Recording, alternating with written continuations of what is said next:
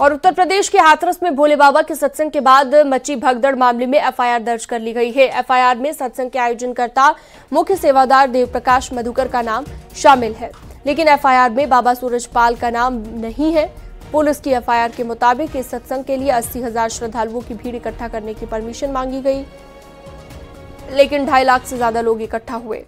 FIR में बाबा के सेवादारों पर सबूत मिटाने का आरोप लगा है। आरोप ये लगा है कि बिखरे पड़े चप्पल जूतों को उठाकर पास के खेत में फसलों के बीच छिपाया गया। एफआईआर में क्या लिखा है वो भी आपको बता देते हैं। एफआईआर की कॉपी हम आपको दिखाने जा रहे हैं। ये देखिए, 80,000 की भीड़ की अनुमति मांगी, 2.5 लाख से अधिक भीड़ इकट्ठा हुई, ये एफआईआर में लिखा गया है। एफआईआर की अगली लाइन में साफ साफ लिखा है कि दोपहर 2 बजे जब बाबा सत्संग के बाद निकले, उसी दौरान उनके गुजरने के मार्ग से लोग धूल समेटने लगे और इसी दौरान भगदड़ मच गई, लोग कुचलते चले गए। इतना ही नहीं, एफआईआर में बाबा के सेवादारों पर गंभीर आरोप लगाए गए हैं। लिखा है कि बेतहाशा भाग रहे, गिर पड़ रहे, कुचल रहे लोगों को रोकने तथा इस घटना में घायल हुए व्यक्तियों के मौके पर छूटे सामान, कपड़े, जूता, चप्पल को उठाकर पास के खेत में फसल में फेंक कर सबूत छिपाए गए। एफआईआर में साफ साफ लिखा गया है कि खेतों से भागती भीड़ को सेवादारों ने डंडे मारकर रोक दिया, जिसके बाद भीड़ का दबाव बढ़ा और लोग कुचलते चले गए। तो एफआईआर की कॉपी हमने आपको दिखाई, आपकी स्क्रीन पर यह कॉपी आप देख सकते हैं किन किन चीजों का जिक्र इसमें किया गया है। लाइन टू लाइन आप देख पा रहे हैं। तो सेवादारों पर आरोप ये लगा है कि उन्होंने जो भगदड़ मची उस दौरान जो लोगों के जूते, चप्पल, सामान जो छूट गया उसे उठाकर पास के खेत में छिपाने की कोशिश की गई, सबूत मिटाने की कोशिश की गई और भीड़ के बीच कई लोग दबते चले गए और डंडे मारकर उन्हें रोका गया, क्योंकि पहले बाबा को निकालना चाहते थे वहां से और काफी संकरा ये रास्ता बनाया गया था, ये भी बताया जा रहा है, जिसके चलते एक ही जगह पर कई लोग इकट्ठा हो गए और एक के बाद एक दबते चले गए। 121 लोगों की मौत की पुष्टि अब तक हो चुकी है। प्रशासन अलर्ट पर है।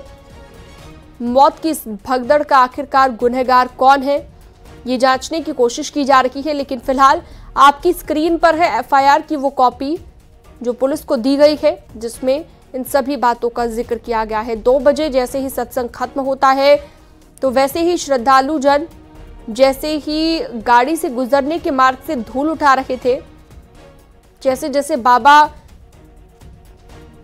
जहां से गुजरे वहां की धूल अगर वो लेकर जाते हैं घर, तो मान्यताएं थी कि पॉजिटिव एनर्जी स्प्रेड करती है, अपने घर में आपको रखना चाहिए।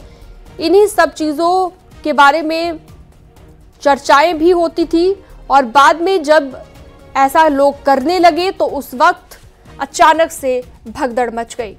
अमित गंजू घटनास्थल से हमारे सहयोगी हमारे साथ जुड़े हुए हैं। हाथरस जिला अस्पताल से हिमांशु शुक्ला भी हमारे साथ जुड़ गए हैं।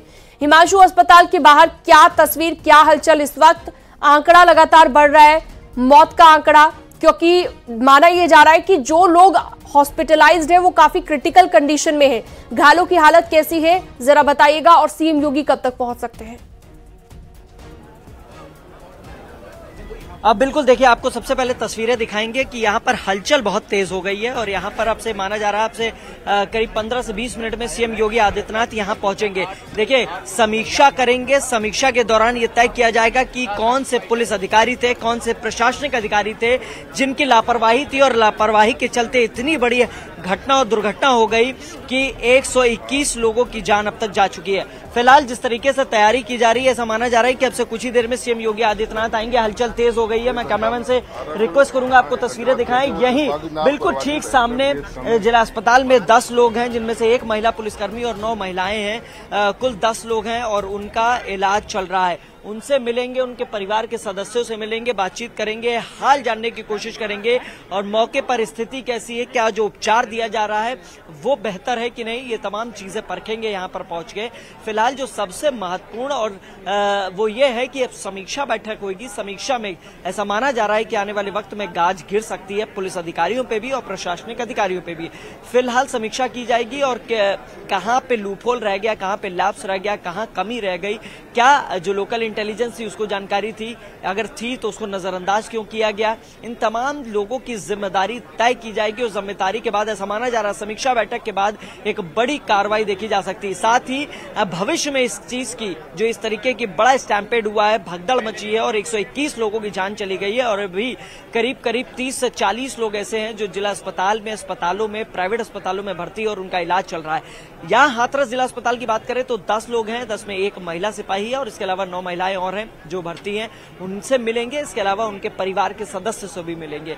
फिलहाल आप तस्वीरें देखेंगे कि यहाँ पर जो प्रशासनिक अधिकारी है, पुलिस के अधिकारी है, तमाम बड़े अफसर यहाँ मौके पर मौजूद हैं और ये जांचने और परखने की कोशिश की जाएगी कि आखिर जो लोग हैं उनको बेहतर स्वास्थ्य की सुविधाएं मिल रही है कि नहीं। उनके परिवार के लोगों से बात करेंगे और उससे पहले ऐसा बताया जा रहा है कि अब जहां पे घटना हुई थी सीएम योगी आदित्यनाथ तो वहां भी जा सकते हैं, लिहाजा वहां पे भी तैयारियां तेज कर दी है, वहां पे भी अफसर तैनात हो गए हैं।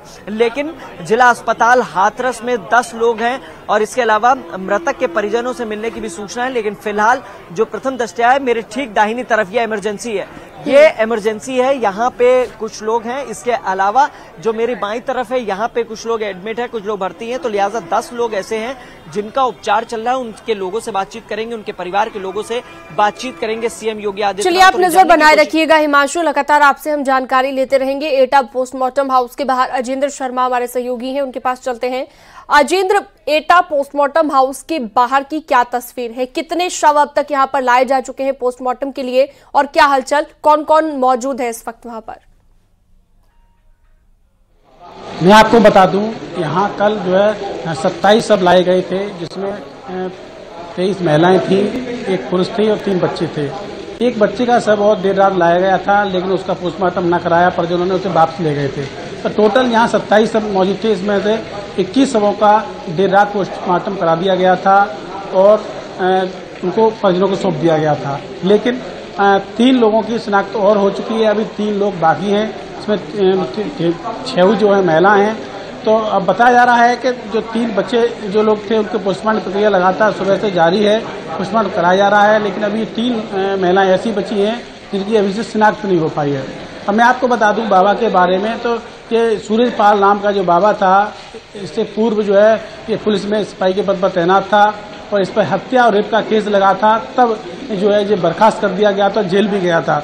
उसके बाद से लगातार ये तंत्र मंत्र की क्रिया करने लगा, धीरे धीरे अपने अनुयायियों को जोड़ने लगा और इसने तमाम करोड़ों की संख्या में अपने अनुयायी बना लिए।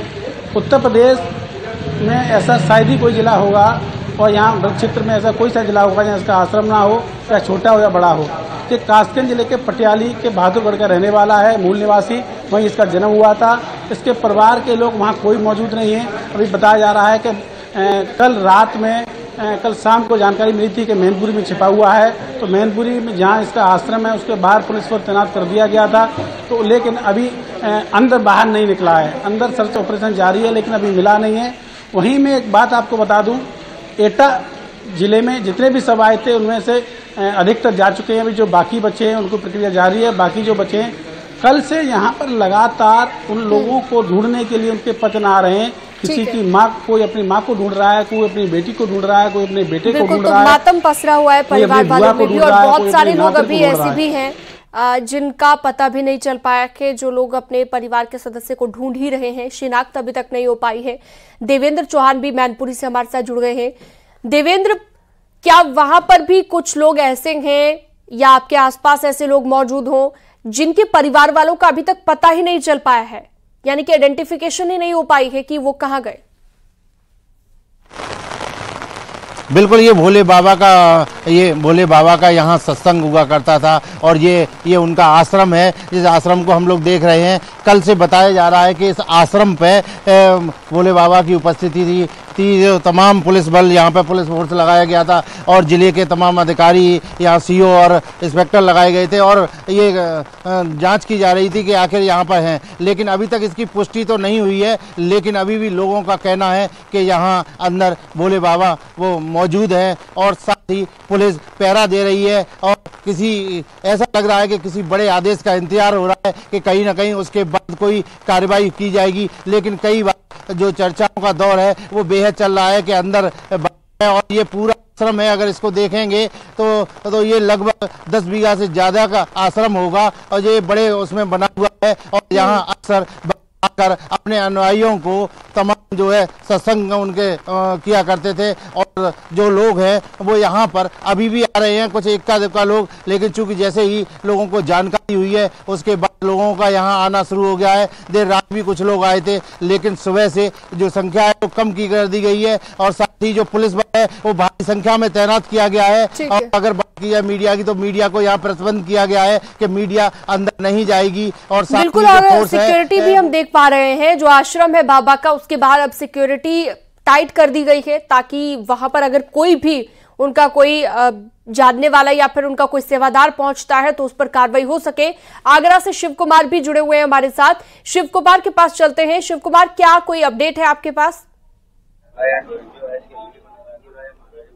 बिल्कुल, आपको बता दूं कि अगर आगरा की बात की जाए तो आगरा में 21 सब यहाँ देर रात तक पहुंचे थे, जिसमें 15 का पोस्टमार्टम हो चुका है और अभी 2 का पोस्टमार्टम चल रहा है। बाकी की जो 4 ऐसे सब हैं जिनकी अभी शिनाख्त नहीं हो पाई है। हमारे साथ आप देख सकते हैं कि एक ये परिजन है जिनके परिवार में एक्सपायर हुए हैं, वो उस भगदड़ में, उस हादसे में, तो ये भी पोस्टमार्टम हाउस पर मौजूद है। पहले इनसे ही बात कर लेते हैं। जो बताइए कि जो हादसा हुआ है तो कौन लगती थी आपकी? जो मेरी चाची लगती है। अच्छा, कितना दुखद ये बहुत विशेष दुखद घटना है। तो भगवान से ये अरदास करता हूँ जिनके घर में जो भी हुआ है उनकी सांत्वना दे, भगवान उनकी आत्मा को शांति दे, उनके परिवार को धैर्य दे। लेकिन मैं तो सरकार से एक ही अनुरोध करना चाहता हूँ, योगी जी से, ऐसे आयोजनों पर बिल्कुल सख्त कार्रवाई की जाए।